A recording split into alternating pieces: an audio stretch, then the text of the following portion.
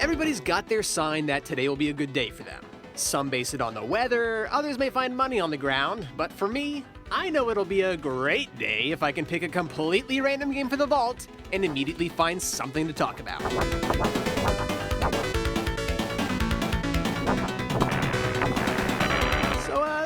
Let's talk about this. Let's talk about Earnest Evans on Sega Genesis. Number one thing is that whip. You remember Castlevania 4's wibbly wobbly whip and how goofy that looked? That's what attacking in Earnest Evans is like all the time.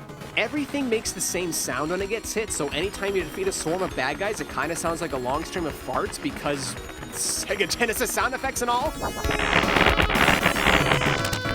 And if the goofy running animation's not entertaining enough for you, you can crouch to duck walk everywhere you go, and if you hit down a second time, you crawl. Do not crawl in this game. If you crawl while playing Earnest Evans, you risk uncontrollably doing action rolls every time you drop down a cliff, sometimes sending you tumbling all the way back to the beginning of the level. Also, I don't expect a lot of story out of retro games, but in Earnest Evans, it's as if things just sort of happen.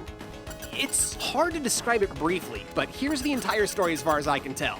Evans spelunks his way through a cave full of raining porcupines and skeletons practicing for their baton routines in order to steal a treasure guarded by a circle worm.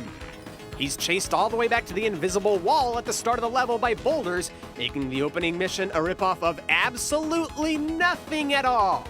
Upon escaping the cave, Evan climbs his way up a mountain, holy Testicle Tuesday, and defeats the evil blob of pixels. Next thing Evan knows, he's in hell, where he must...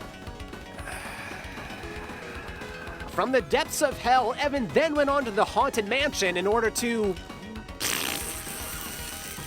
And then he fought a fire-breathing coal monster on a train. And then he flew an airplane off of the train. And then he met some girl who drew straight into a wall. And then he went up the stairs. And then he was in a forest. And then he fought a fish. And then he killed the devil. I mean, the animation sucks, the level design is terrible, the extra weapons are pointless, the story is non-existent, the objectives are rarely clear, the sound effects all suck, the hit detection works when it wants, you're not even in control at the time, and I had a blast. Earnest Evans is the most delightfully awkward game I have played since The Amazing Spider-Man on DOS, and I'd be lying if I said I didn't have fun. And really, isn't that all it should take for a game to be good? Earnest Evans is that rare game that's truly so mind-blowingly bad that it is good. And if I may blow your minds once more, the developer of Earnest Evans went on to make the Tales series. Yeah, have fun trying to sleep tonight.